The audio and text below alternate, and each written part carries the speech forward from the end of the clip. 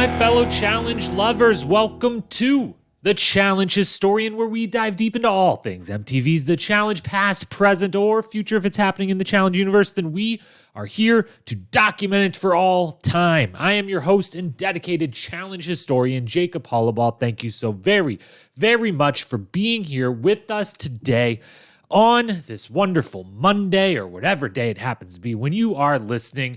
We are here to discuss the continued path of the 2022 Challenge Series Rewatch with Season 6, The Battle of the Sexes. Our longest season to date, our most controversial season to date, and if I'm being honest, right up at the top, which I always try to be, spoiling little things that come at the end, but right off the bat, my least favorite season to date as well. We will just get that out of the way right up front, but even with that said, there is a lot to love and a lot that I do love with this season, about this season, and there is certainly a whole heck of a lot to talk about and digest. We're going to do it all. The format today will be essentially the same as it has been for all these full season rewatch and recaps, which, if you've missed any of them, we're on season 6. We're doing them in order. They're all available on this very same podcast feed, so you can go check those out. And before I go even any further, I should say, because it is the most common question so far on this Challenge Series Rewatch, is where can I watch these episodes? Where can I watch these seasons 1 through 9? They're not available. Well, as I posted on the Challenge Historian Instagram, this is the first season where I can or cannot, I'm not 100% able to confirm, but I kind of confirm that if you were to search RWRR The Challenge S6 on dailymotion.com, you very likely could come across one, if not all, of the episodes of this season if you did want to rewatch it yourself before continuing listening to this, or to go then watch along episode recaps on Instagram or whatnot. So if you listen to this, you love it, you want to dive back into this season, that one is out there on the interwebs for you to find and watch until it possibly gets taken down. They kind of pop up and go down from Dailymotion from time to time. But we're going to be breaking this season down the same as we've done the first 5, which means we are going to start by breaking down where the challenge was as a franchise going in, and the evolutions in the show and the game that took place. From there, a trip down memory lane to dissect all the major storylines that played out over this season. And then we asked ourselves, what aged the best, what aged the worst, if there were any warts on the franchise from this season.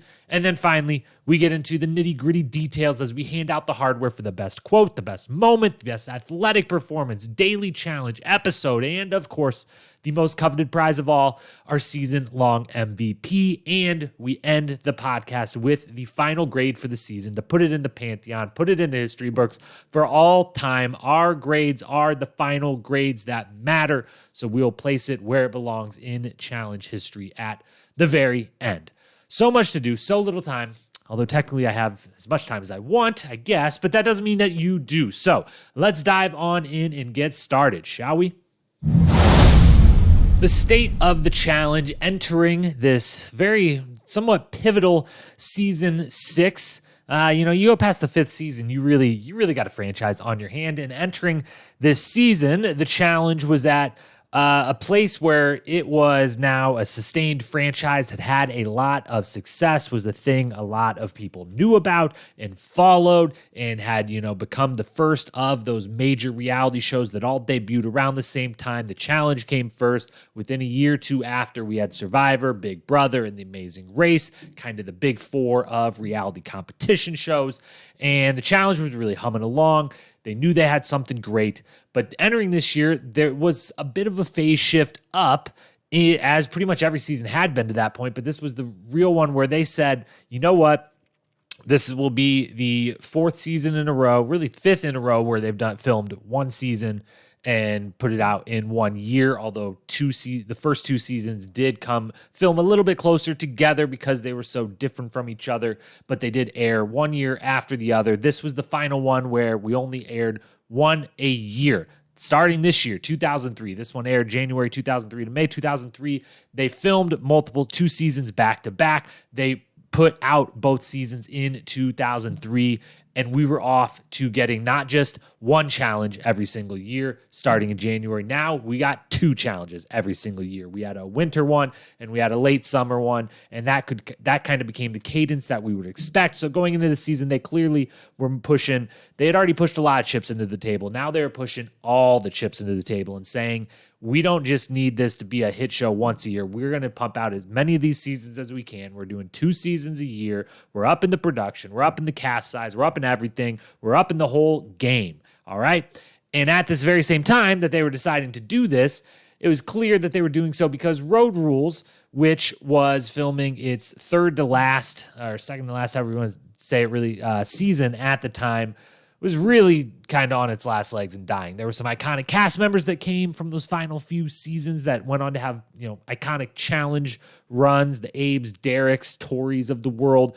But that show was really, really dying out, and clearly the resources had been shifted already, and we're now shifting almost fully from the Real World is in the midst of an iconic run. It is going stronger than it could ever be, and that's not going anywhere, but kind of phasing out. Road Rules is gone. The Challenge is in as our new kind of game show thing. We've got enough cast members to run this for a long, long time to come, just using the Road Rules and Real World's cast. So they're going bigger than ever. They were bringing in a real host for the first time, which is a thing we'll mention here in Evolutions, but is definitely a sign of, we're not just going to even have other former cast members come in as, quote unquote mayors here or there. We're not going to have Mark and Eric host it. We're going to have them back in the show as cast members. We're going to bring in a real host. We're going to make this a real official thing, the way, while it started first, that a Survivor or a Big Brother or an Amazing Race had kind of become this very official thing. They kind of had a face of the franchise with their hosts. So that was where the challenge was going in. They were trying to not just have been the first on the scene, but now they're trying to kind of reclaim that throne and really assert their dominance and up the game to twice a year instead of once a year. That's where we were heading in. Now, this season 6, Battle of the Sexes, the couple basics before we get into how it evolved the game and or show. The basics of the season, it aired January to May 2003. The location, only one single location for the second year in a row. We were in some villas in one single location. We were out of the Winnebagos. Those were long gone to history. We were in Montego Bay, Jamaica. This was hosted, as we just said, a real host for the first time outside the Challenge, Real World, Road Rules, MTV even community. That would be gold medal winning skier Johnny Mosley. The contestants, there were 36 of them. I'm going to read them all very, very quickly here, but I'm going to go through them in order. Let's go. This is Battle of the Sexes, so it was a women's team and a men's team. Let's read through the women's team. First, we had Ruthie from Real World Hawaii, Ellen from Road Rules The Quest, Lori from Real World Back to New York, Melissa from New Orleans, Genesis from Real World Boston, Emily from Second Adventure, Anne from Northern Trail, Ayana from Semester at Sea, Veronica from Semester at Sea, Christina from Down Under, Tanya from Chicago, Anissa from Chicago, Rachel from Campus Crawl, Amaya from Hawaii, Isella from Quest, Gladys from Latin America, Beth from Los Angeles, and Julie from New Orleans. Then on the male side, Mark Long, Road Rules First Adventure. Everyone knows The Godfather. Colin from Real World Hawaii. Jamie from New Orleans. Antoine from Road Rules Europe. Shane from Road Rules Campus Crawl. James from Road Rules Maximum Velocity Tour. Eric from Real World New York. Blair from Road Rules The Quest. Cyrus from Real World Boston. Theo from Chicago. Jake from Road Rules Islands. Dan from Real World Miami. That's Dan Renzi. Lots of Dans came through at this time of the show. David from San Francisco, a.k.a. Puck. Yes from Semester at Sea. David, now Tokyo from Real World New Orleans. Eric from Road Rules Campus Crawl. Letarian from Maximum Velocity Tour. And David Edwards from Real World LA. That's a huge, huge list, but they all deserved a mention here at some point in case they don't get mentioned later. So that was the list, a huge, huge list, a lot of iconic names on that list, and really kind of at entering the peak of powers of being able to fill a 36-person cast with all these fan favorites from all these seasons of the show. Now, Road Rules, again, was filmed season 11 at the time.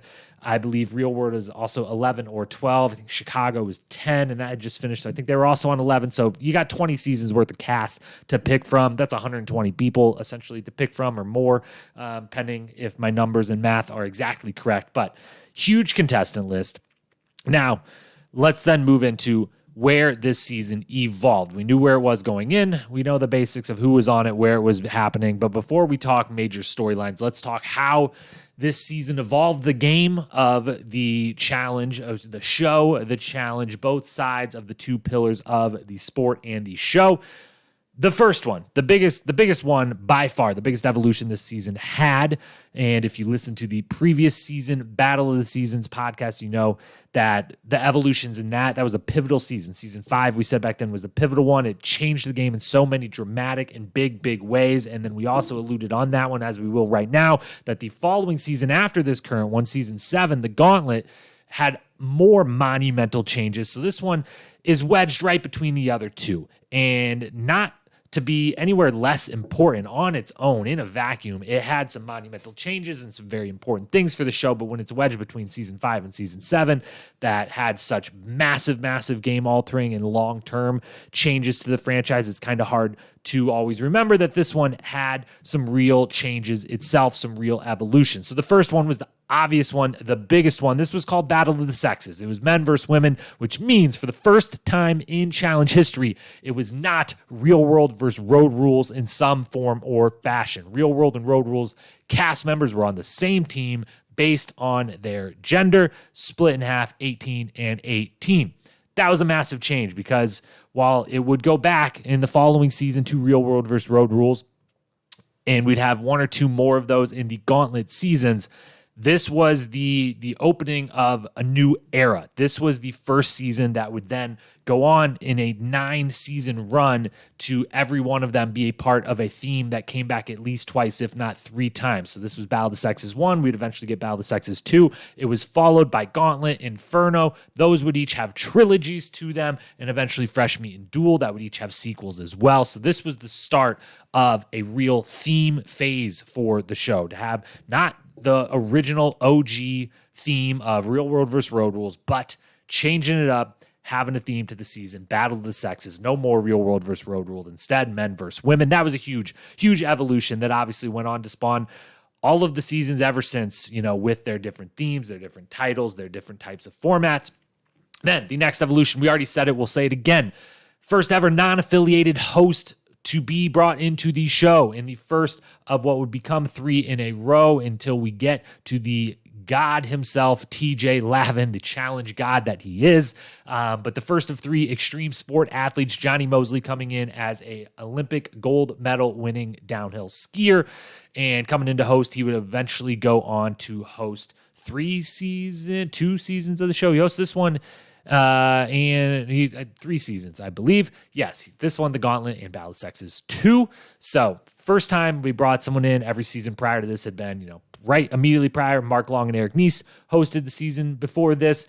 Prior to that, they did a full season of mayors at everyone, where sometimes the clues would be left by a cast member. Sometimes it would just be whoever's in charge of the actual challenge that day from the production side or whatever. And the seasons before that, they had the ill-fated Mr. or Miss Big concept brought over from Road Rules. So first time we brought in a host.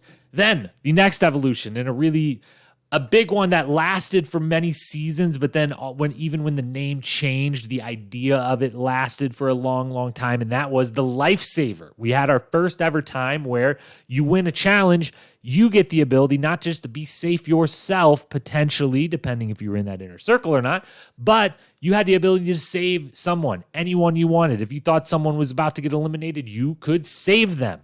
Now, was this used throughout the season? Almost not a single time. It actually only came up really once. There was another fake out, and there was a couple times where it was offered to someone who then literally said no. It was like, I'm actually deserve to go home and want to go home, and so it's fine, I'll go home. So it was a little anticlimactic that it didn't get used all that much, but the fact that they brought it into the game and that would come back in multiple seasons after this to come, and then the idea of either winning safety for yourself or being able to grant it to other people, or just some more power being attributed to those who win a daily challenge specifically, that idea, that concept would live on for a long time, still lives on in the challenge today. So another huge evolution. And then finally, The most contestants ever, they were blowing that out from 32 to 36 now this season. The most episodes ever, 18 regular episodes of the show compared to 17 a couple seasons prior. And if you want to count reunion and preview special, this one had 20 full episodes, 20 weeks in a row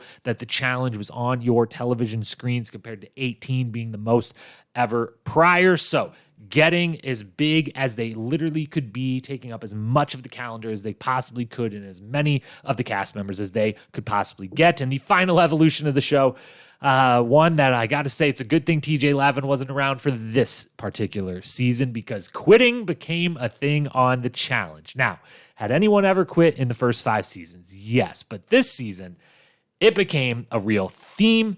There were, people quitting because they thought someone else should be kicked off and they weren't. So now they're leaving. There was the person getting kicked off because their wife they had just married on the show was about to get or detained at an airport. There was people quitting because they just had enough. They had stayed long enough. There was people quitting because they had emergency family issues. There was all kinds of stuff. But there's 5-6 people that end up, leaving or volunteering. There's 3 different people that get eliminated, but quit essentially, and then allow themselves to be formally eliminated that day and voted out by asking to be voted out. So in my mind still, could be designated as quitting. So quitting just became a huge thing that people realized, hey, I signed up for this. I showed up for this. It's not really what I want to do. I don't really like being here. I'm just going to leave. I can just leave. And they did. And TJ Lavin was not around to let them know how much he disliked some of them. Some of them, very, very good reasons. Couple family emergencies that came up. Obviously, get yourself back to your loved ones. Be with them in a time of need, in a time when support's needed. Absolutely. Couple of the other ones, though, definitely would have got read the riot act by one TJ Lavin were he around, but we're still 4 seasons short of that. So that's where the challenge was going into this season. That's kind of the basics of the season and the evolutions that would take place in the game. We've got a really broad view, a really high-level view. Now, let's get a little bit closer to the ground. Let's dial it down a little bit more narrow, and let's talk about the biggest storylines that went through this season one by one. Here we go. It brings me no pleasure to start the storylines of the season segment off with the one that we have to start with. It was the biggest story of the season, even though thankfully it only lasted about a third of this, a little more than a third of the season. I guess 8 episodes, 9 episodes. How long did we last here? Yeah, not eight episodes or so that this story was a thing, and that is the Puck of it all. David Puck Rainey from Real World San Francisco, an infamous character in Real World lore for some of the things that went down on his Real World season, and just a little bit of a controversial character there. And he was brought in on this season in the male cast. And while it's a really difficult thing to discuss, because as they lived out on the show, yes, the story revolved almost entirely around Puck for the 8 episodes that he was on this show. No, that was not necessarily a good thing. Some people would be very entertained by it, but it is, as we will talk about later when we talk best, worst, and warts.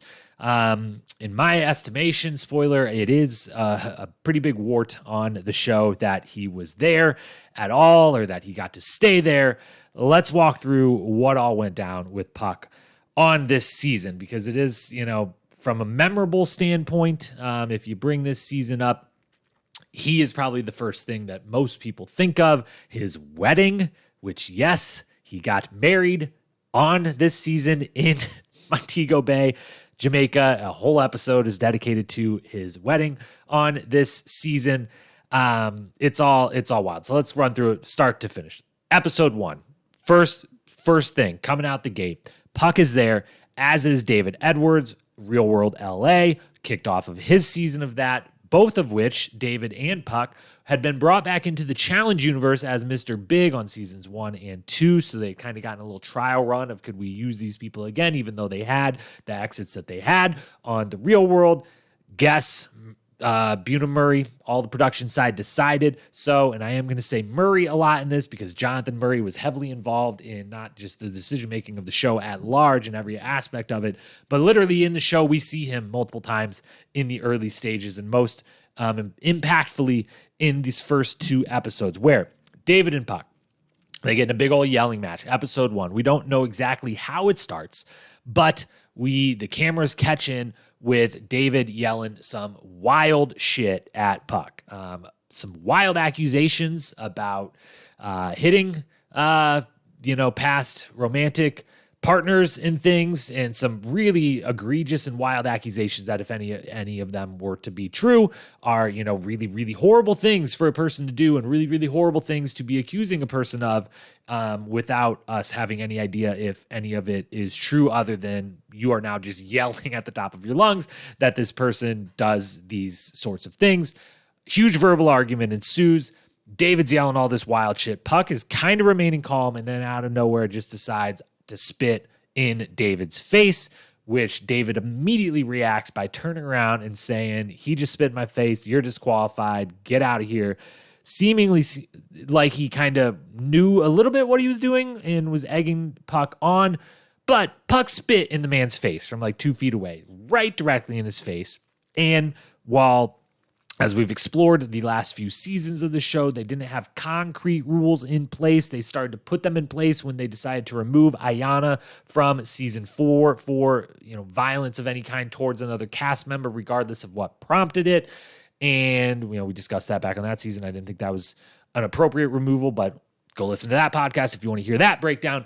But in this one, spit in the face is not punching someone in the face, but it is extraordinarily rude. It is extraordinarily not okay to do, regardless of the wild shit that is being said to you. And so David goes off. He's like, this guy's got to get kicked out of here, obviously. Puck is kind of like, I don't know, what's really that big of a deal. He goes back and talks to the rest of the cast, telling them what his version of events. And then David calls Jonathan Murray. They have a cell phone, and they somehow are able to call directly to Jonathan Murray, again, of Buna Murray, one of the 2, co-creators of this whole thing, calls them, tells him, this guy spit in my face. You got to get him out of here. You got to get him out of here. And he goes crazy on the phone. And so nothing's really happening. And the next, I think later that day, they're getting ready to go to their first challenge. They're loading on the bus. And Jonathan Murray shows up. Jonathan Murray comes to the bus, tells Puck, hey, you've got to go pack your bags. You're going home. Puck says, no, I'm not. That man was saying all kinds of crazy stuff. I am the victim here, and I am not going home, and all of these cast members are behind me, to which all the other cast members to say, yeah, well, no, he can't get sent home. Like, it wasn't that bad, this, that, and the other. They all come to the decision in almost in unison within the bus, say, if you're going to make Puck leave, we're all leaving. Like, you're not going to have a show. They completely stand up for Puck, which doesn't age well, doesn't look great after the fact, but they all stand up for him. Jonathan Murray has no idea what to do. He's like, I'm about to lose my entire show. Is all these casts going to walk out? Like, I told the guy to go home. He said no. Now the cast is revolting. David's over here super duper pissed about the whole thing. So he finally backs down and just says, all right, you guys get back in the van, go do the challenge, and that's it. Let's just move forward and see what happens. They do the challenge. David and Puck both participate. Neither one does super great. They're low on the standings of the whole thing. And after the next day, or the next night after the daily challenge, sometime after the daily challenge, Puck I forget who gives him the idea, but they basically, I think it was David Broom from Real World New Orleans, who now goes by Tokyo. So if I say Tokyo, I'm referring to Tokyo from Real World New Orleans here. He goes up to David and says, what if Puck lets you, like, how can we resolve this? They're going to let Puck stay. So how can we resolve this? What if you get to spit on Puck? Would that help? And, David says, sure.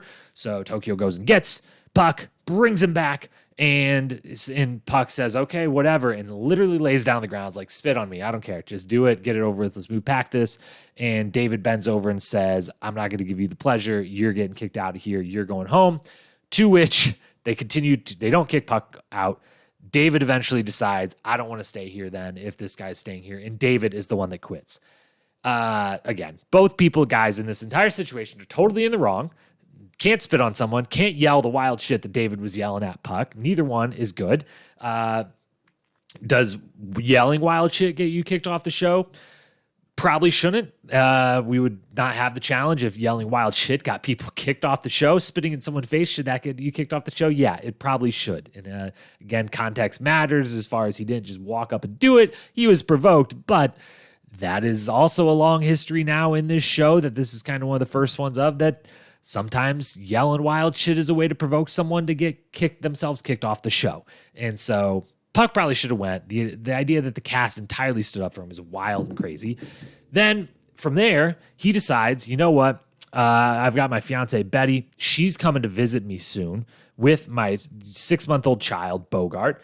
And when they come, I've decided I want to get married. And he and Mark Long go and plan out, this is the area we're going to do. Eric Nies, you'll be my best man. Everyone will come. It's going to be amazing. We're going to have a wedding right here on the challenge. He tells some of the women about it by the pool, and Ellen, amongst others, is like, I don't know if that's the greatest idea. Are you sure that's what your bride's going to want? This, that, and the other. That turns into a multi-episode long vengeance by Puck towards Ellen, treats her like shit, treats many other people like shit, yells at them a bunch, is teasing them a bunch, is always teasing the women's team during the daily challenges and during the elimination ceremonies or the voting off ceremonies, if you will. But Puck does have a wedding. His wife, Betty, or fiance that becomes wife, Betty, and his baby come stay a few days at the villa. They have an entire wedding. It's the entire episode 6. It is wild and crazy, the support that they give. I should mention the craziest part of all this is during the time when Jonathan Murray has to come and tries to kick Puck off, and Puck just basically says no, and then they say, okay, fine, you can stay. Puck says to Jonathan Murray, I've given you so much. I've done everything for you. You owe me. Like, there's a lot of language like that where he's like, I am as big of a star as you have because I am this character and this kind of piece of shit a lot of time. That part's really, really wild. But they have the wedding. It is, if you could take the kind of the Puck out of it, it's really cool in a way that they like do this. It's crazy. It's not how I did my wedding, not how I would necessarily want to do my wedding, but it's kind of wild that a full episode of the challenge is just this person getting married impromptu. The whole cast gets into it. A handful of the women decide not to attend, kind of in solidarity with Ellen and just out of pride for themselves and how Puck has treated them throughout the show. They have the wedding. Puck and Betty and Bogart go to stay the night somewhere else so he can have his one night honeymoon. He comes back the next day. And that is when all hell breaks loose and he ends up leaving the show because his wife is not a U.S. citizen and she forgot to bring her green card with her. So when trying to leave Jamaica the next day to go back to the United States, she is detained at the airport because she does not have her green card to get back into the States at that immediate time. Puck finds this out, goes on a rampage, tears the whole villa apart, carries around a machete, walking around, talking to people, out of control. He completely and utterly wrecks and ruins everything in the villa and then gets in a van and leaves, never to be seen again. It's all horrible, and it's the ending that could only have been expected in all of this, how he was going to leave the show and what he was going to do on his way out. A ton of damage is done. Everyone's wrecked. And the real kind of bummer part of all of it is that while he's doing all this, the big crux for a lot of the women towards a lot of the men is all the men kind of encourage it the whole time. No one wants to stand up to Puck. They kind of look at him as kind of like the leader of the men's group in a weird way. They kind of promote it. They go along with it. They laugh when he's making fun of people. Anytime one of the women comes to one of the men and is like, hey, like there's one specific one I'm thinking of where Rachel goes to Mark and is like, hey, like, he said some like wild shit at that one time. And like, that's not okay. That's not cool. You can't say that to, I believe he told Ellen, I'm going to kick your ass directly to her, threatening her. And Mark's kind of like, did he say that? I don't know if he actually said that exactly. And, kind of just like beats around the bush of, yeah, they all just kind of stand in the background and kind of laugh. And they don't want Puck's rage themselves. They don't want to get on his bad side. And so they kind of all go along with it and promote it a little bit. And it's only Blair, shout out to Blair, who's the only single one who even makes an attempt at standing up to Puck in a little bit of a way. He does it as cordially and friendly as he possibly can, but goes to him and says, like, can you knock off? I'm not telling you Ellen's right or you're right or anything, but you've been picking on her for days on end. Could we just move on and just that not be a thing anymore? So at least props to him for being the only one that kind of tries. And Dan as well, who befriends, basically the whole women's villa in this. He's hanging out there as much as he did with the guys. He's kind of the fan favorite of the entire cast from both villas here. And he, commiserates a little bit more than most of the other guys do with, the nastiness that Puck is bringing. But the guy's not really standing up to him. It's real bummer, and it really brings a bummer to the first 8 episodes of the season. For me, rewatching it, there's some fun stuff going on, but it's kind of all overshadowed by, every few minutes he says something or does something, and it's like, oh God, I just really wish they would have not felt the need to put this back out there in front of us. I will admit I have no idea what went on to be of Puck's life after this. I hope he's doing fantastic and everything is great. But it's a bummer rewatching that they brought him back on the show. So that's a very long-winded way of saying that. That was really the storyline of the first 8 of the 18 episodes. Was just everything was all about Puck all the time. He wanted it that way. He got it that way. The rest of the guys allowed it to be that way in a big way. So that is the first storyline. Second storyline then of the really arching, long-winded one of the season would be the format of the season in general, and the men dominating, but the story was that the men were dominating, but because of the format, it was they actually weren't necessarily dominating the way it ended up looking or being portrayed, more or less, because of the format. So really quickly, the format of the season, this was the second of the 2 seasons in a row where they had a point system where every daily challenge you were competing either as individuals or as pairs. There was only one single time where it was really truly like a team competition that I counted in the stats as a team competition instead of either a pair or an individual. And it would be everyone, wherever you finished, earned you points from first to last place, 36 points for first, and on down 1 or 2 points down all the way, depending how many cast members were still there.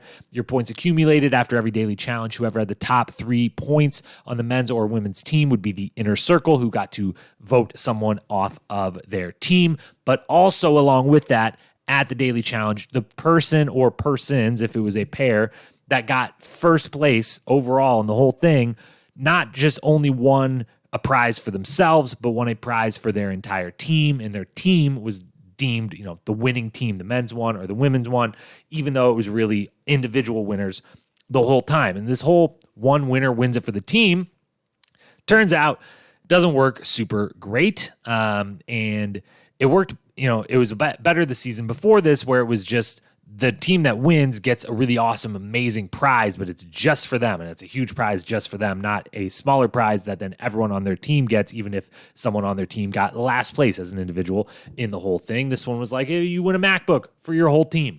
And the one winner wins it for the whole team isn't great, because then everything was portrayed as, the men won 10 out of 15 daily challenges, when yes, a male or a male pair won 10 of the 15, but a lot of these contests were, if you would add up the cumulative score, they would have been flipped in some way, whether it was, yes, a male got first, but if you would have added up the cumulative score, like the women overall as a group did better in this competition than the men, or vice versa. A couple of the ones where the women won, it was like, all right, Ruthie won, but the next 6 people were males. And so it feels like, the men should have won that one. But this one over here, where Jamie does something amazing, but then like 6 other women come, the next, 6 of the next 8 spots, they should have actually won that one. And so it really distorts how much the disparity between the 2 teams was, and really, really awards a lot of great, cool prizes to a lot of people that weren't actually doing a whole heck of a lot. And so, that was kind of a bit of a bummer also on the season, of like, it built this storyline that they split like 2-2 to start, and then the men win like 6 or 7 in a row. But again, it's a male wins 6 or 7 in a row, but some of those, the women overall do better as a group.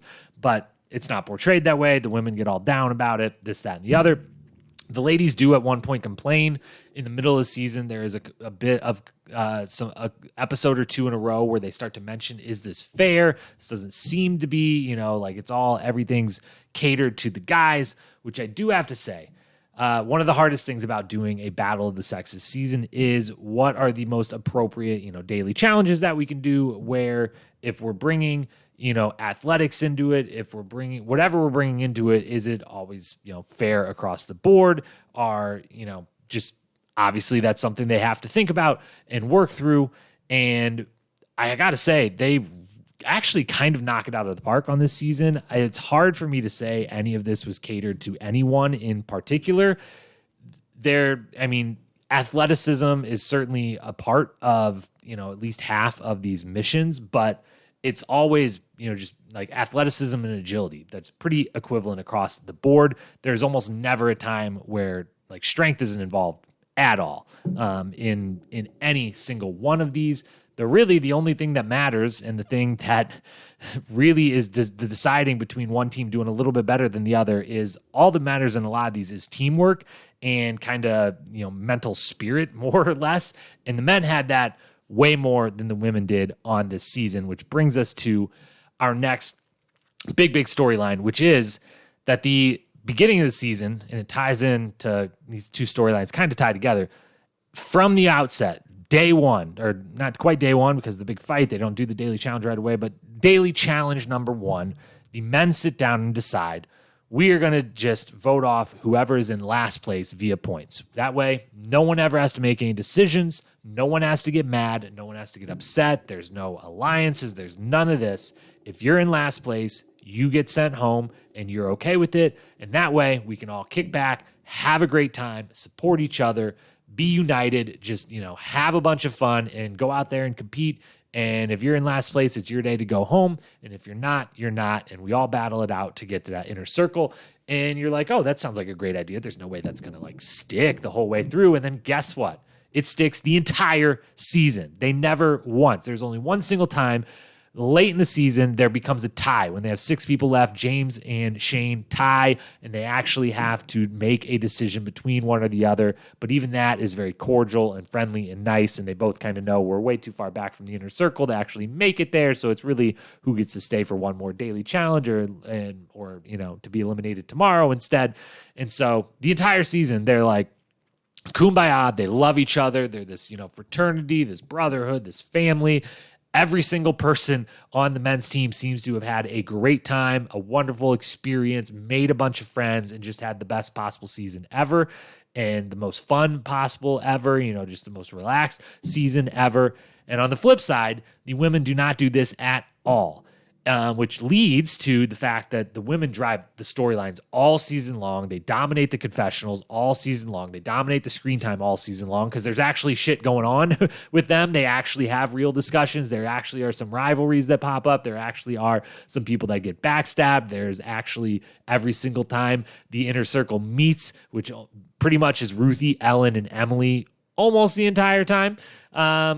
The season, Ruthie and Ellen really bear the weight of everything for their team. Every single time they get together and say, all right, well, this person is at the bottom, but this person did this, or this person did this, or I don't like this person. And it turns into now we want to get the negativity out of the team, so let's vote this person out because they're bringing the negativity. But now we voted them out, and everyone got mad at us for not voting the lowest person out, and now there's more negativity. And so the next time around, we try to take out the negativity again, and instead we create more of it over and over.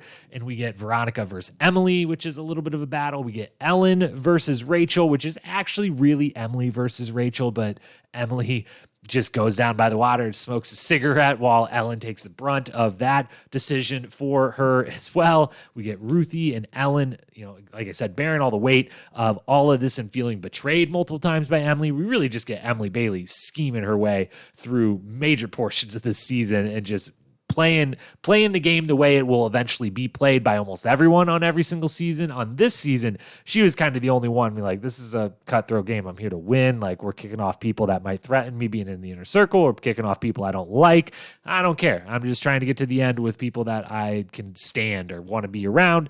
And it backfires throughout the season for them. And again, it backfires as far as they clearly weren't enjoying themselves the way the men were because they weren't this united front. It affected how they performed in a big way throughout. With when you go into these daily challenges that are oftentimes silly and kind of take if you come in free spirited, having a good time, just there to let's compete and have fun, but it's not that serious to them. This season, it turned into this is super serious. We can't lose again. Someone's got to beat Jamie. Come on, someone's got to do something. And it really brought them down until late in the season. They finally, the last 4 or 5 times, they get on all right, let's just kick out the person that's in last. And even that doesn't go 100% well because then they have some people quit and it's just a mess. So that storyline really dominates in a big way, those kind of together. That the format of the show makes it seem like the men are dominating when really they're not. It's a lot more equal and pretty balanced than the final scoreboard would reflect, because it really wasn't 10-5. And again, if you see stats from anyone else posting about this season, I'll just do my little stats rant here. Everyone else that has stats out there, the only one I totally trust unequivocally is @ChallengeStats, either on Instagram, Twitter, or Reddit. It's the same person or account on all 3, @ChallengeStats. Their stuff is good, but anyone else that's telling you stats is almost without a doubt pulled all of theirs just by going through the Wikipedia pages, which for the most part are accurate, but do leave certain things. I mean, there's tons of stuff in the stat world of the challenge that are up to interpretation. But the biggest, one of the biggest ones is this season, where most people would say that all of the men that on this season won 10 daily challenges, when in fact, almost all of them were individual or pairs, and they didn't. You got Antoine winning 3, you got Jamie winning 3, you got James winning 2, a few others winning 1 individual.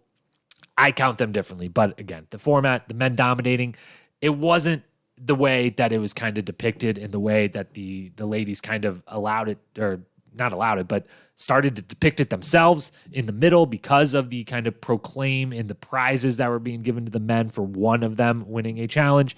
And then the men, have their plan, they stick to it, they're kumbaya. And because of that, it, makes all the women come front stage and center. They are the stories, because they're the only ones with any sort of controversy. Anything interesting happening was only happening with them, because the men's team, it was just a foregone conclusion every single time based off points. And that brings us to the final big storyline of the season that also will just run right into it because it goes hand in hand with these other 2. And that is that the dailies take up way too much time of the show. The daily challenges are the show this season. They're 80% of the show is just the daily challenges, which a lot of them are pretty good. Some, pretty interesting. This is still definitely in the kind of the silly phase of the challenge, a little bit more of a carnival style games here and there. Athleticism plays a part, but usually in very short, little tiny bursts, whatever they have to do. It's more so about, can we get some laughs created out of this? Can we get some fear factor brought into this? That sort of thing. But the dailies take up way too much of this show. And it's the first time in the series history that this becomes a thing. It's something that rears its ugly head kind of throughout the history of the show from this point until, up to now. There's still people that complain about current seasons today that there's too much airtime given to the daily challenge when they're more interested in the other stuff that's going on, be it the strategy of the game, the backstabbing of the game, or just the goofing off, the partying, the having a good time at the house, that sort of stuff that sometimes is more interesting. I am certainly one that, I like a good balance between the 2.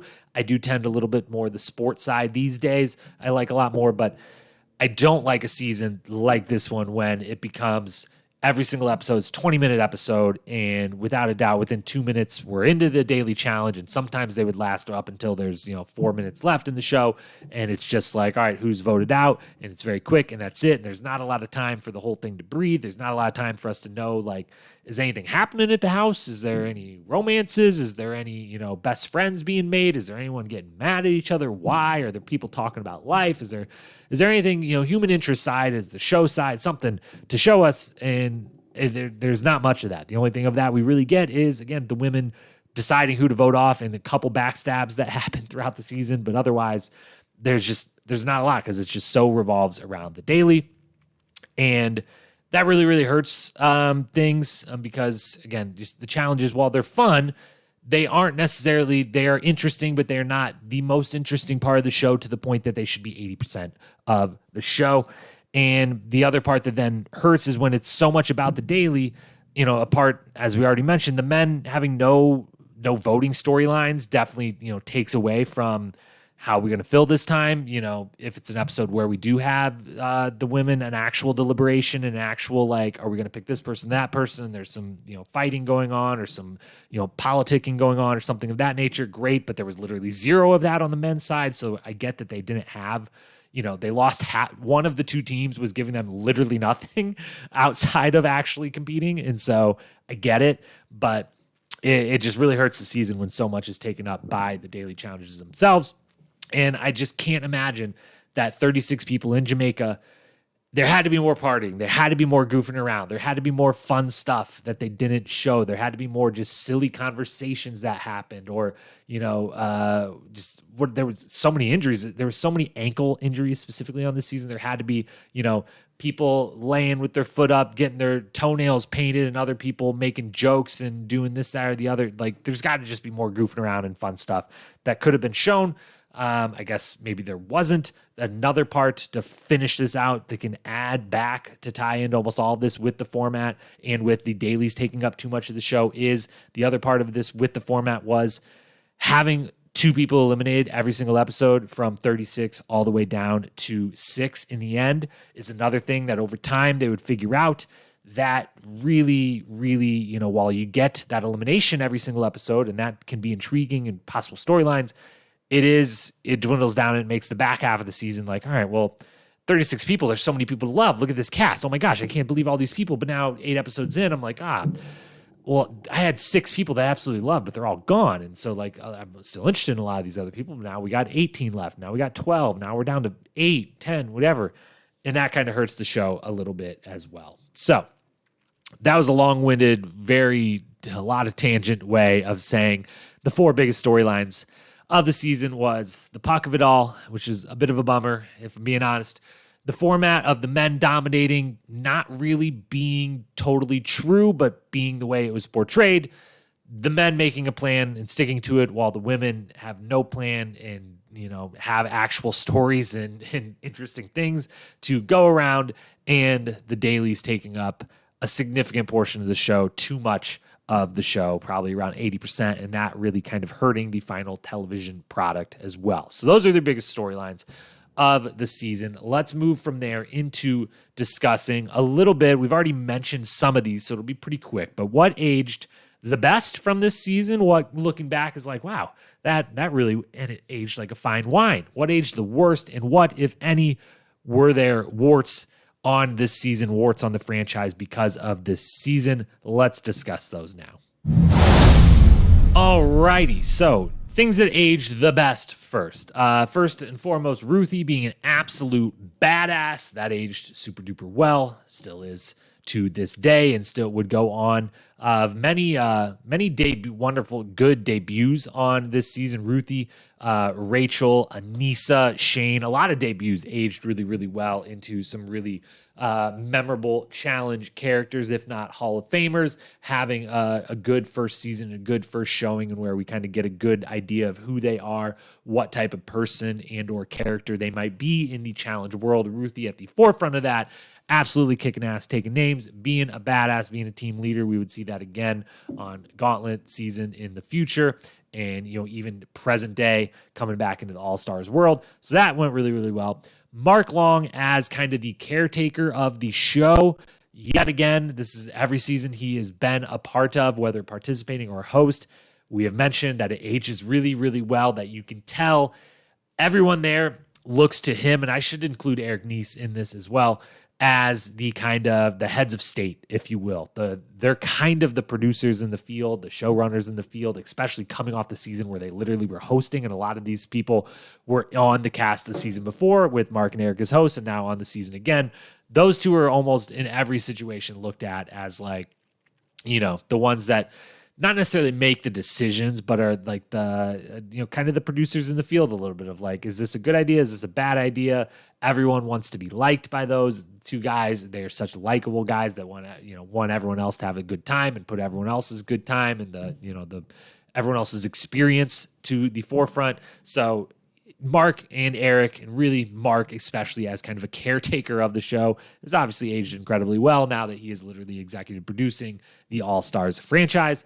Then the other one that aged the best, I can't believe I'm saying this, but men kind of acting like gentlemen on this season aged really well. I had not seen this season in a long, long time, and going into it, I was expecting, I don't know, 2003 men versus women. I'm going to go on a limb and say that some of the guys say some dumb shit during this season. And you know what? If you remove the puck of it all, the men are actually really nice the entire season through. They have a great time. They're super cordial and nice. They're not, even when they're winning a bunch of challenges in a row or one of them's winning, they're winning with class and whatnot. And the women, the same thing. They, whether the men or women, whoever's winning, losing, they handle it really well. They're really nice to each other. There's only, very casual and fun natured jabs here or there from either side of like, of course we're a little bit better. Of course we're going to prove this or that or the other. And I can't believe that going into this, I was just completely expected men especially, and the male versus female format to both probably end up in the age the worst. And I was very pleasantly surprised to actually say, no, they actually aged really well. When we get to Battle of the Sexes 2, maybe that doesn't happen quite as much, but we will talk about that when we get there. So for now, good job to us. Then, final one, we already said debuts of a lot of interesting and impactful challengers, Rachel, Anissa, Shane. We said that along with the Ruthie. So that's what aged the best. What aged the worst? The format, surefire. We talked a lot of the reasons about it with the storyline because so much of the storylines were based around the format, causing some issues. One, again, the entire one person wins the challenge. Their whole team gets a prize. That just kind of, doesn't give a clear picture of what's actually happening and isn't maybe a great way to do it. The point system, this is this last season they would use it, thank goodness. And just overall, the whole as we said before, going two people per episode, going down, getting smaller the whole way, learning eventually to kind of backfill those eliminations, is have as many people around for as long as possible as throughout your season. That would be the way to go. So the format does not age great in many respects on that front. And while I love the guy, while I appreciate all he does as his 3 seasons as host of the challenge, gotta say Johnny Mosley hosting, not Johnny Mosley himself, by all accounts, great guy. Don't know any reason that he wouldn't have aged great just as a human being. But hey, as a host, it's a tough task to follow up Mark and Eric and everything they did, and which was a lot that they did hosting the previous season, and coming right before we would get Dave Mira, who does a little bit more with the hosting than Johnny Mosley does. And then, of course, the challenge god himself, the host of all hosts, the greatest of all time, TJ Lavin, would eventually come into our lives a few seasons from now. And Johnny's just really he's not into the gimmick, the bit, the way the Mark and Eric were the season before. He's kind of just there hanging out, and it's fine. He's there, but he clearly wasn't I don't know if they planned on it, if he didn't want to, if they didn't want to, what the idea was, but certainly the idea of bringing someone not affiliated with the show into host was these other shows have a face of the franchise that is the host and not necessarily the participants. We're a little different because people come back and do multiple seasons, but we need a host like that too. Johnny Mosley did not end up being that guy. Then, as far as warts go, unfortunately, this season does have one.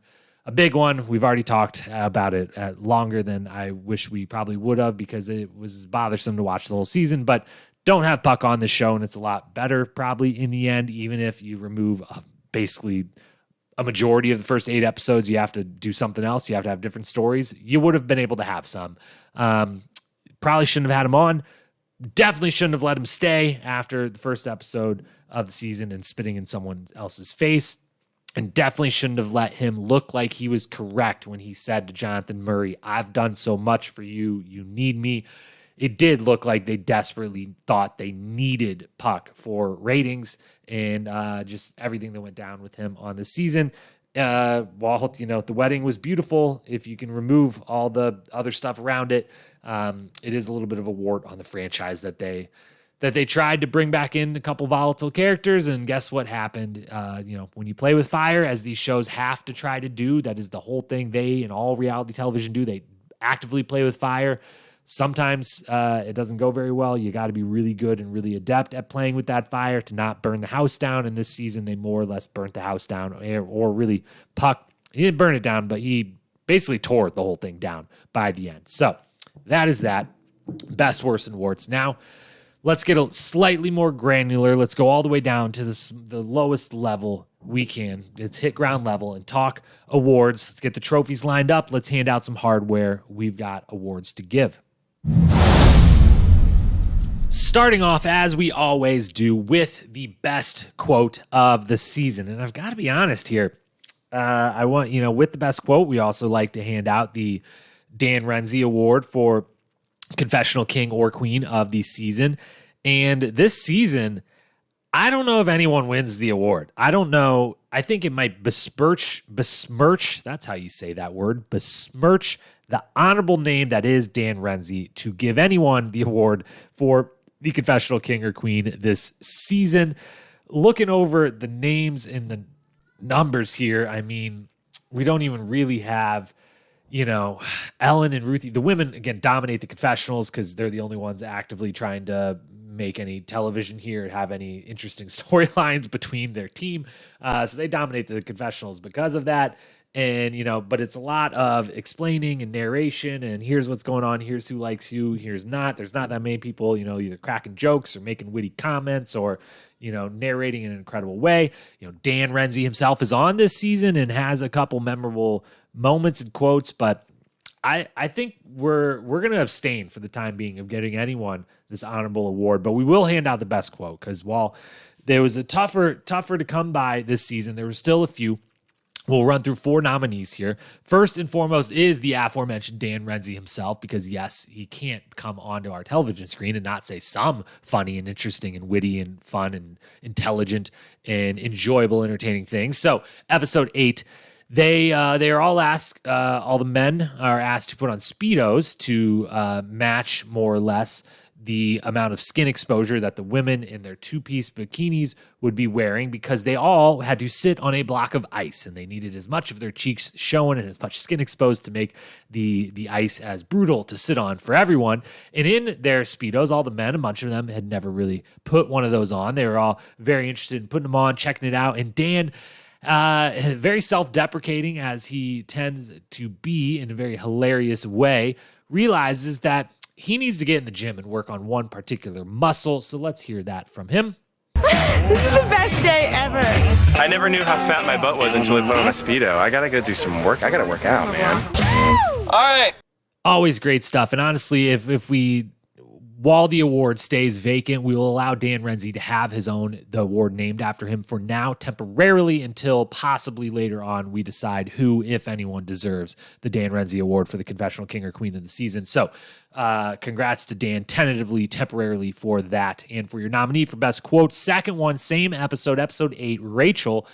She is eliminated. She is blindsided on this quite a bit by one Emily, even though the brunt of the blindside blame goes towards poor old Ellen. Rachel is not happy about it. She lets everyone know she's not happy about it, and she eventually exits the game, letting everyone know just how ugly everything, one person, place, game is. Let's hear this from Rachel. Come to a decision. This game is ugly. The inner circle is ugly. And I don't want to be a part of it anymore. Peace out. Where the hell is Ellen? Absolutely iconic exit for what would eventually be an iconic and first ballot Hall of Fame challenger with Rachel. Then we've got episode 11. We've got Blair. Now, Blair on this season, he was constantly, I believe it ended up being 6 or 7 daily challenges in a row that he was in last place or second to last place, most of the time last place, going into the daily challenge, and then would just get just a few spots higher than the person right above him, pass them, and move into second to last place. And therefore, with the guy's strategy of always eliminating the bottom, he would just sneak by someone would be eliminated and he would move back into last place going into the next daily, and it would happen over and over and over again. And they just couldn't get rid of him. They weren't necessarily, trying to. It was always the lowest score, but he was always in last or second to last and always just eking out, bumping up to second to last every single daily challenge. And he commented on what that reminded him of, what analogy he made of himself to this particular thing. So take it away, Blair.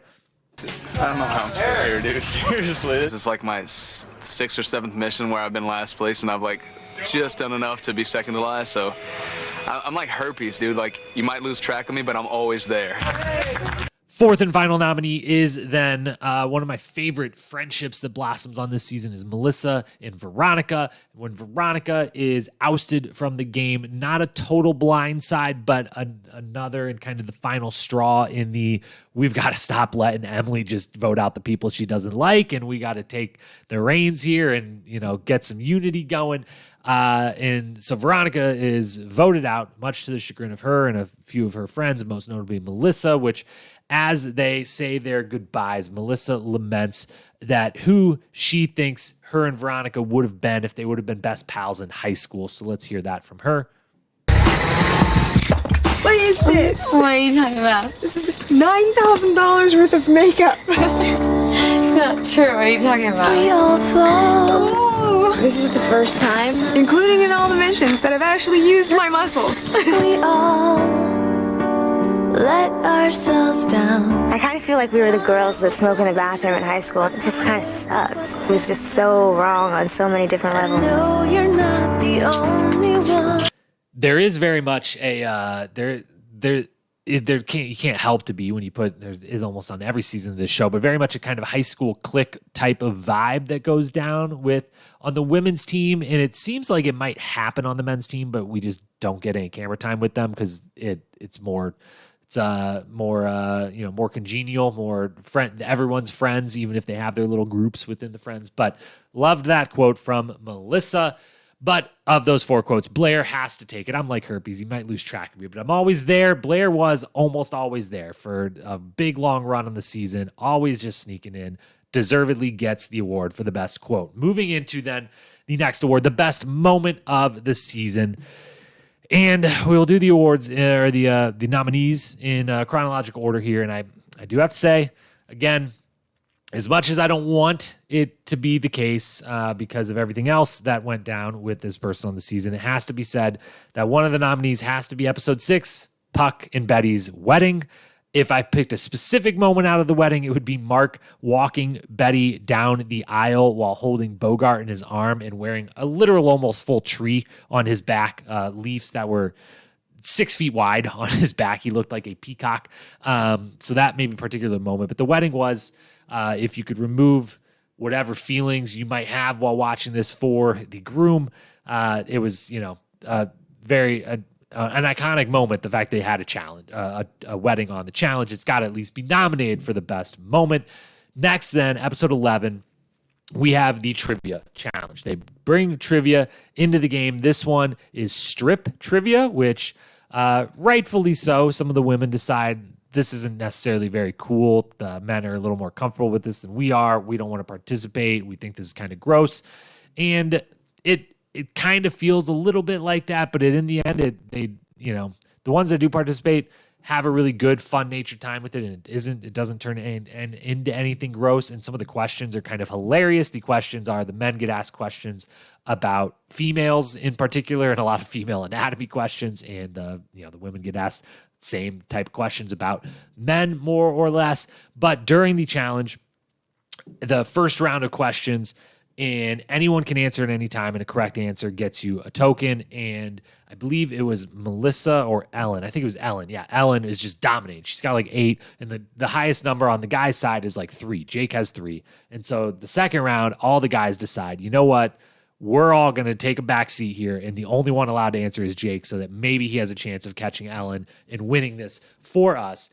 Which he does. He goes on a hot streak. He answers all kinds of questions correctly. He also misses enough questions that he has to get completely naked, because every question they ask, they have to take off one of their allowed 4 pieces of clothing. And it seems like they either don't ever get fully eliminated if they're willing to do continue naked. They can stay in the game. Jake does. He wins the whole trivia thing while being naked. He goes up and accepts the prize naked. He gets on this little bike. He rides around. He's wearing these glasses the whole time. It's just hilarious. The whole thing is very, very funny and a very, very funny moment. And it's a part of trivia, which is, as always, one of, if not the best challenges of the season. Third nominee for best moment then is James giving Blair the lifesaver and Blair turning down the lifesaver to then be followed by all of the guys in unison running over, Blair kneeling down, and all of them pouring drinks on his head to send him off on his way. When Blair is finally at the bottom of the totem pole, when the herpes doesn't flare back up, to use his own analogy against him, he is finally at the bottom, but James decides as the winner that day, he's going to use the lifesaver on him. And Blair says, no, this is how we've done it the whole time. We're not going to switch this up. I'm not going to stay. I should have probably went home a long time ago. I'm going. They all, in a really just kind of a moment that sums up the camaraderie of the group the whole season long, the way their plan from the beginning worked and created such team unity and everyone loving each other. And every single time one of them went home, giving a nice little speech, a nice little moment, they all pour drinks on his head. It's just a wonderful moment that kind of encapsulates that big overarching storyline of the season. Then our fourth and final nominee is episode 15, Antoine. And this is the winner of the best moment of the season for sure. They have to do a daily challenge where they all lay down on their backs in a big old fish tank. They're all in this big tank together, breathing through a snorkel, holding a cup of water between their knees just up on the outside of the water. And every 5 minutes that they stay in this position, there are more sea creatures dumped on them until one person remains. Now, some people get eliminated within seconds and minutes, others go in hours, and a few go on to go for 3 full hours. That would be Antoine and James. And near the end, the last hour or so of this, I think it ended up being 3.5 hours that he was under this water, breathing through this snorkel. Antoine starts talking through the snorkel, starts making jokes through the snorkel, and there's 4 or 5 judges, just kind of production assistants or whatever, just people standing around, red shirts, that are kind of the judges, that are going to, if anyone wobbles, if anyone's head just comes above water, they tap them and they're out. One of them is a female who Antoine kind of jokingly takes a liking to, or maybe not jokingly, it's hard to tell, but in a very friendly, jokingly way, he starts hitting on her through the snorkel. So he's talking through a snorkel, which you can only imagine what that sounds like. He's asking her name, where she's from, all kinds of stuff. And she starts giving it back to him, making fun of him. She yells at one point, hey, like, nice boner that she got there, which I don't know. I don't think Antoine had a boner, but it was just funny and everyone laughed and it was a great time. But the entire interaction and the fact that Antoine's doing this while having been under the water for 3 hours, and the last couple of people, Jamie and James, that are next to him are, like just going through hell. They hate everything about this. They're desperate to get a win. This is actually the daily challenge where Shane and James are both like, we have to get one spot better than the other or we're going to be eliminated or tied. The whole moment, everything about it's very comical in the midst of a very crucial part of the game. It's all great. That's the best moment of the season. Then, moving into the best athletic accomplishment, which Antoine in Human Aquarium is one of our 6 nominees. So we'll start with that one. We just recapped it. So that one is nominated. Then back to chronological order. We got episode 3. Ruthie wins the first daily of the season, Dead Man's Drop. She holds on upside down by her legs for 7.5 minutes. Could have went seemingly forever. That's just, once she had won, she was allowed to drop. But absolutely sets the tone early on that she's going to dominate for the females and that she's going to, dominate in general. She wins, has as many individual wins, 2 as anyone in this season. She has 2, Ellen has 2, James has 2, Jamie has 2, Antoine has 2. Those 5 all get 2 different individual wins on the season. Ruthie winning Dead Man's Drop, 7.5 minutes hanging upside down. That's number 1. Antoine was number 2. Melissa in episode 8. Bordering on hypothermia. In the one we referenced earlier, they have to sit on an ice block. They have to sit on an ice block with their butt on the ice block, their hands above their head for as long as they possibly can. Melissa does not win, but only because she is a pretty tiny person, and the tinier you are, the less body fat that you have, the more that ice impacts you and the more it can impact your body overall and your body temperature necessarily. And Melissa literally turns blue. Like her arms, her face are blue. It's like a couple hours into this thing. There's only 3 or 4 people left, and the medic has to come over and check her and is like, hey, like, you're probably about to get hypothermia. Like, you're on the verge of hypothermia here. It's not quite happening to anyone else, but like, you're in a bad spot. Like, I would say, I'm not going to tell you to stop right now this second, but I would probably say you should probably stop this second. Everyone, all the cast members that are already eliminated are coming over like, dude, Melissa, you got to stop. She's like, nah, I'm good. I'm clearly not good, but I'm good. I'm not going to quit. And she damn near gives herself hypothermia and is eventually not forced, but talked into by basically everyone. And like, Melissa, please quit. Like, please stop. Please let me pick you up off this block and let me give you medical attention because you desperately need it. And she finally relents. But it's a feat nonetheless, deserving of being nominated. Episode 11. Eric wins the Leaky River competition, which is basically a ropes course over the top of a river. His time is way, way better than everyone else's time. He flies through it, and he does so during a time where he's been calling back home. His sister was in poor health at the moment, so he had a heavy heart going in, a lot on his mind, and yet he comes out and dominates. So that was a great performance. Episode 12, Jamie winning the Stairway to Heaven. Jamie Murray, yet again, proving he's just good at anything and everything the challenge puts in front of him. Stairway to Heaven was a contest where you had to climb 80 feet in the air on a ladder, but it was like 6 ladders, and they were going in directions. They were kind of going to the side. They were leaning this way and that, all over the place. He flies up all 80 feet of these crooked ladders in like 25 seconds or something. It's astonishing.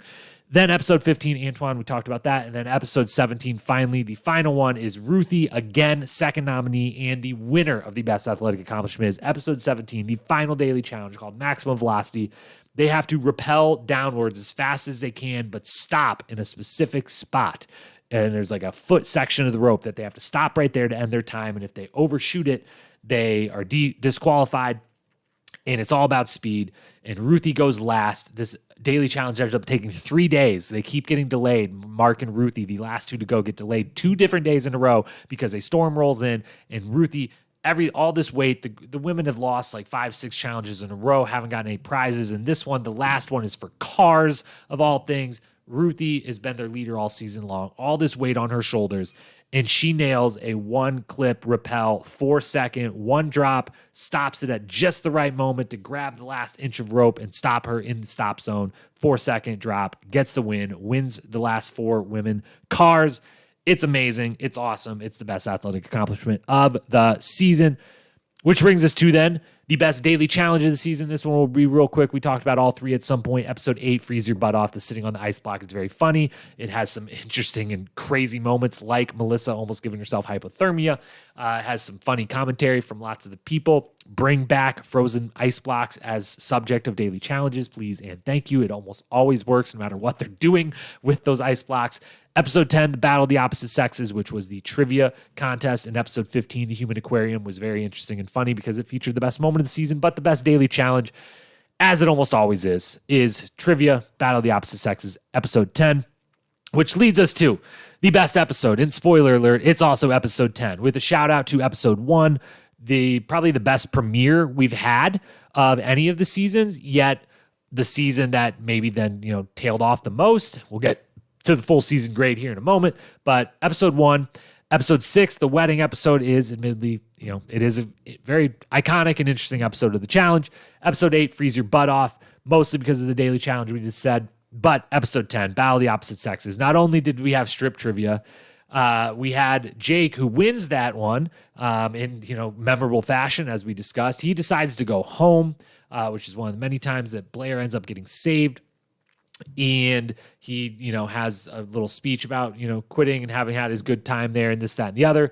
That is also the episode where Veronica makes her 1 push up all the way into the inner circle. And so everything on the women's side gets really, really tense because Emily is out, Veronica's in. Emily's been gunning for Veronica. Emily's taken out some of Veronica's friends.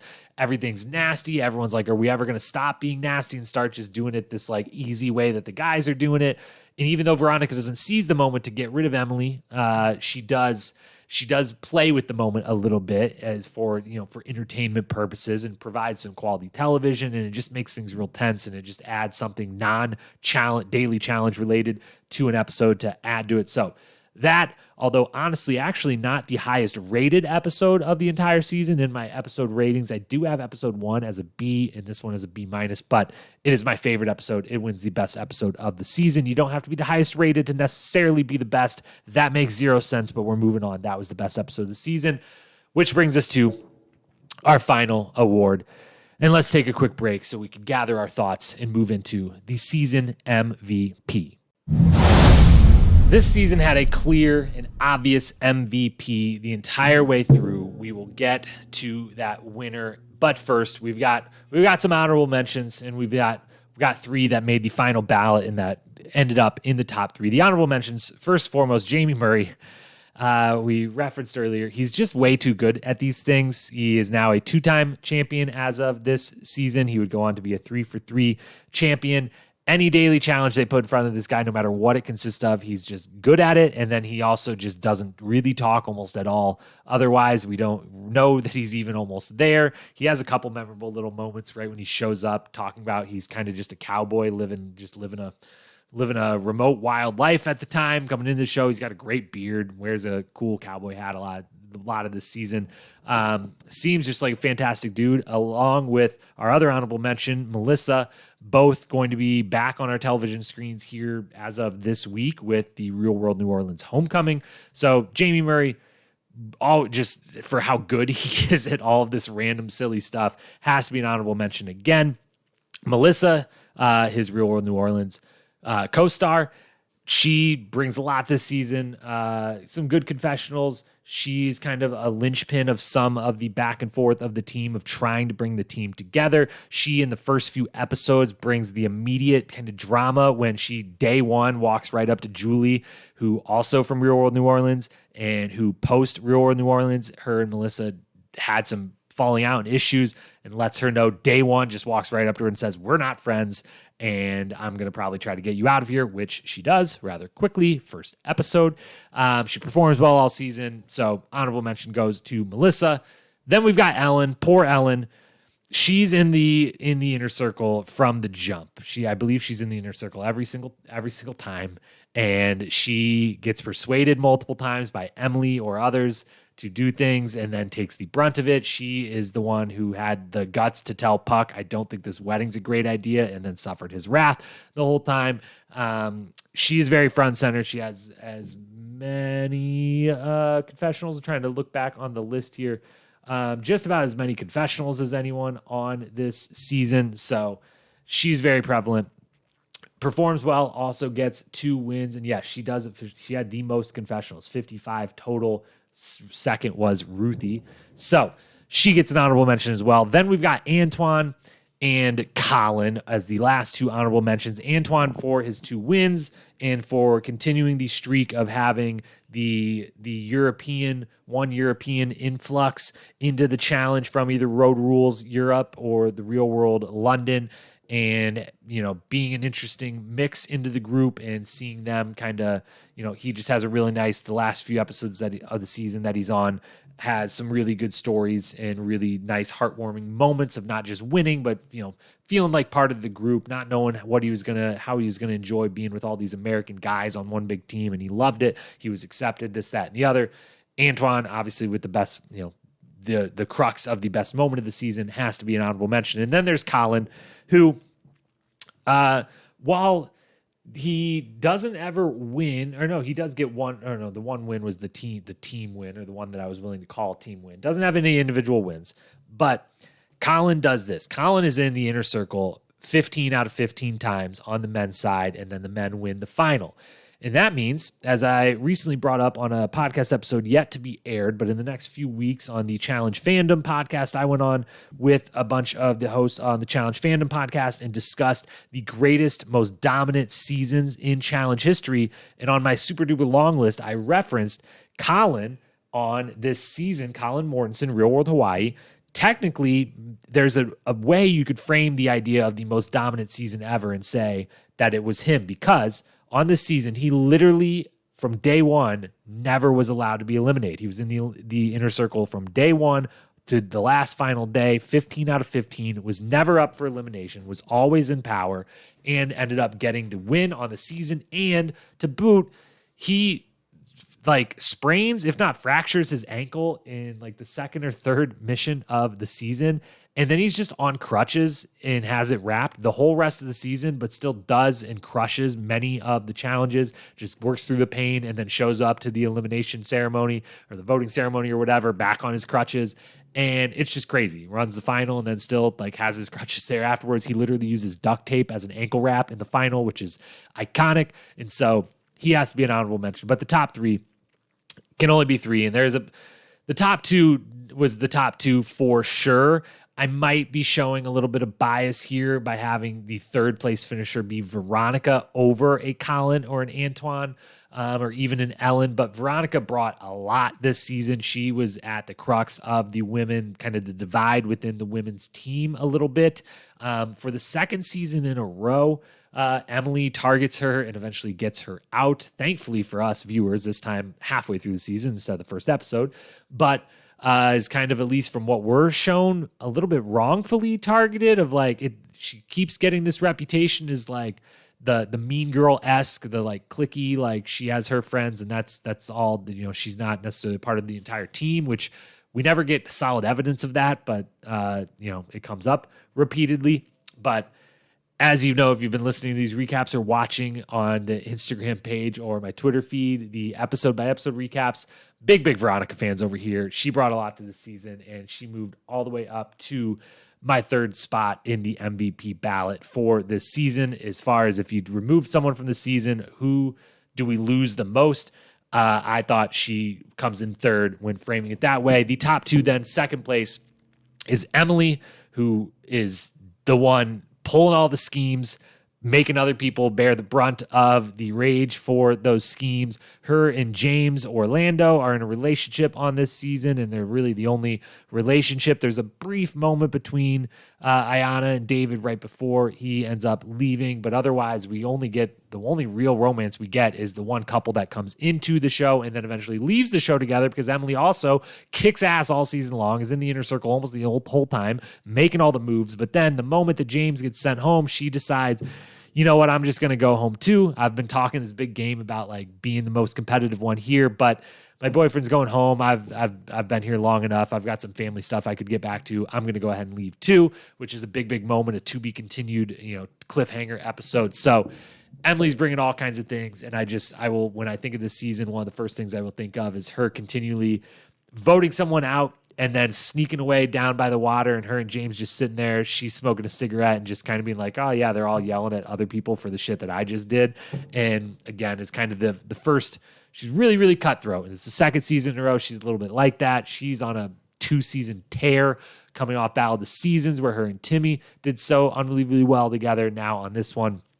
And then there's the winner, and that could only be one person, and that is Ruthie. Hands down the MVP of this season. She kicks ass by far, as the most, Jamie Murray might be the most dominant in the challenges, but Ruthie is a close second, if not a tie or even a slight lead. She pulls off the huge win in the last daily challenges. We talked about multiple of the best athletic feats. She is the de facto team leader, even if she doesn't necessarily want to be the entire time.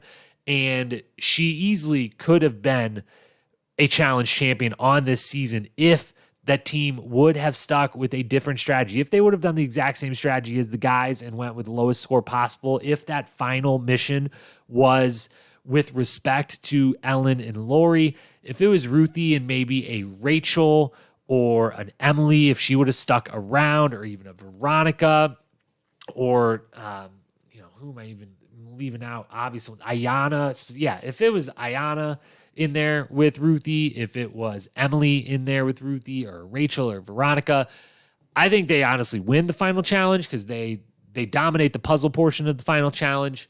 We haven't talked about any other points, so I guess I'll just mention here that an evolution in challenge history, I should have said at the very beginning, cheating on a puzzle, literally winning $50,000 for the three guys. There's 3 phases to the final. The first one is this weird walking thing together. The guys get a slight lead, but then they have to put this big block puzzle together. The guys have no idea what to do. The women figure it out very fast and take a huge lead into the third section, which is a ropes course, which favors the guys a little bit.